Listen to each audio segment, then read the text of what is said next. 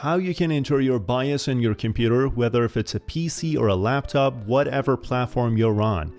And I'm going to let you know 2 different methods, not only one. But please, before that, I want you to subscribe to my channel and like this video, and please just leave a positive comment. I'm a small YouTuber and I truly need your support, and I'm trying my best to keep this video as short as possible. So for the first method, what you want to do is that you want to click on the start icon, and then inside power section and power button, you want to click on it and then simultaneously hold down the shift key on your keyboard and click on restart.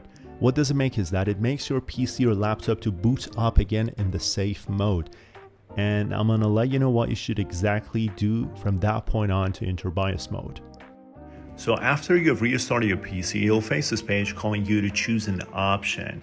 At this point, what you want to do is that you just want to simply click on the bottom left side of the screen called troubleshoot, and then advanced options, just click on it. So inside the advanced options sections, what you want to do is that you just want to click on UEFI framework settings and just finally click on restart, and you're successfully inside the BIOS of your computer. So let's head over to the second method. Okay, and then for the second method, upon restarting your PC, you can apply different combinations on your keyboard to enter BIOS. And the point is that different brands, PC motherboards or laptop brands, have different combinations to enter BIOS. And I'm gonna give you all the different brands combinations in the first comment, whether in the first comment or in the video description.